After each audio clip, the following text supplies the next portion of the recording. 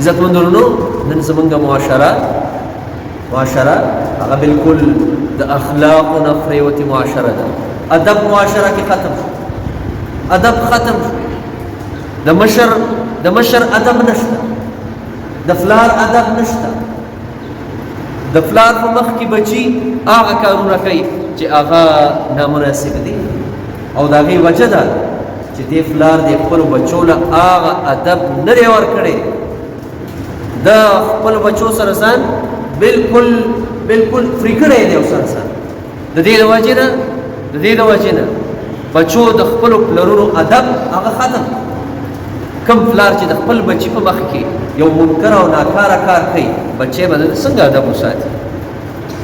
کله چې یو پلار په خپله د خپلو بچو په مخ کې د ده په خوله کې سګرټ دی، د ده نسوار راوالي واچوي، دی به خپله د فلمونو او د دې څیزونو د کتو والا د خپلو بچو په مخ کې څه مو خیال دی؟ د ده بچي به د ده ادب وساتي، د ده بچي به دا تربیت واخلي، ښه تربیت.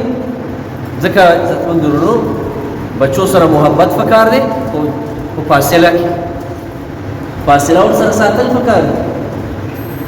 دا فاصله چې زه پلار یم او ته بچی،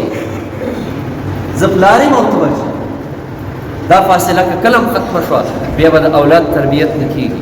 ځکه نبي کریم صلی الله علیه وسلم دا فرمایلی دي یو پلار د دې نه ښه عطا او ورکړه نشي کولی چې د خپلو بچو ته ښه ادب وښیي. او نبی کریم صلی الله علیه وسلم فرمایلی الله دې په هغه پلار باندې رحم وکړي چې دی د ادب د خپلو بچو د ادب دپاره کوړه او چوکه ځوړنده ساتي کور. او نبی کریم صلی الله علیه وسلم فرمایلی د یو سوع د صدقې کولو نه بهتر دا دی چې ته د خپل بچي ادب د ادب تربیت ورکړي، هغه د ادب وښیې.